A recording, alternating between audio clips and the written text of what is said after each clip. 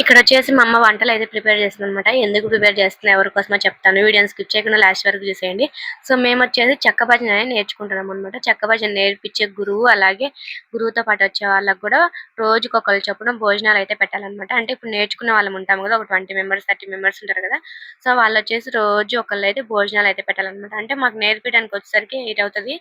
Night 10:30 దాకా నేర్పిస్తారనమాట. So ఆ టైంలో ఇంక వాళ్ళ ఇంటికి వెళ్ళి తినడం కష్టం కదా. సో ఇట్లా డైలీ ఒకళ్ళు అయితే భోజనాలు అయితే ప్రిపేర్ చేసి పెట్టాలన్నమాట వాళ్ళకి. ఇవాళ వచ్చేసి మా అమ్మ వాళ్ళ పెళ్లి రోజు అనమాట. సో వాళ్ళ పెళ్లి రోజు గుర్తొస్తుంది కదా అనేసి ఇవాళే వండి పెడుతుంది అనమాట మా అమ్మ. ఇక్కడ వచ్చేసి దోసకాయ పచ్చడి అయితే ప్రిపేర్ చేస్తుంది.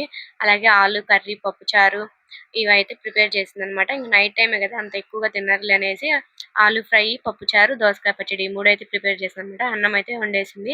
సో ఇక్కడ వచ్చేసి అన్నం అయితే కొంచెం ఉప్పు చూడమని చెప్పింది అనమాట నాకు. అన్నిట్లో ఉప్పు సరిపోయిందో లేదో అనేసి. సో అందుకనేసి నేను కొంచెం అన్నం పెట్టుకొని అన్ని కొంచెం లైట్‌గా వేసేసుకొని ఉప్పు అయితే చూస్తున్నాను అనమాట. సో మామూలుగా మనం దేవుడికి చేస్తాం కదా, దేవుడికి చేసినప్పుడైతే ఇట్లా మనం ఉప్పు అయితే చూడకూడదు. మనకి సరిపడినంత వేసుకోవాలన్నమాట కొంచెం ఐడియాతో. ఇప్పుడు మనం ఏం దేవుడికి ఏం చేయట్లేదు కదా. సో అమ్మ ఉప్పు చూడమంటే అందుకనేసి నేనైతే అన్ని కొంచెం కొంచెం వేసుకొని ఉప్పు అయితే చూస్తున్నాను అనమాట. దోసకాయ పచ్చడిలో అయితే కొంచెం లైట్‌గా తగ్గిందని చెప్తే మళ్ళీ కొంచెం సాల్ట్ వేసేసి కలిపేసింది. సో ఇక్కడ వచ్చేసి నేను ఇంకా సాంబార్ అయితే అవుతా ఉందన్నమాట. సాంబార్ లాస్ట్‌లో వేసుకున్నాను. అలాగే ఆలు ఫ్రై కూడా చాలా బాగుంది. అన్ని కరెక్ట్‌గా సెట్ అయ్యాయన్నమాట. ఇంక నేను భోజనం చేసేసి చెక్క భజన దగ్గరికైతే వెళ్ళిపోయానన్నమాట. ఇక్కడ వచ్చేసి చెక్క భజన అయితే మేము స్టార్ట్ చేసాము. ఇవాళ వచ్చేసి 8:30 అట్లా అయిపోయిందన్నమాట స్టార్ట్ చేసేసరికి. ఇంక ఇక్కడ చెక్క భజన చేసేసరికి 10:30 దాటుతది. ఇంకా వాళ్ళు భోజనానికి వచ్చేసరికి 11 అయిందన్నమాట. నేను ఇంకా ఆ టైంలో వీడియో అయితే తీయలేదు.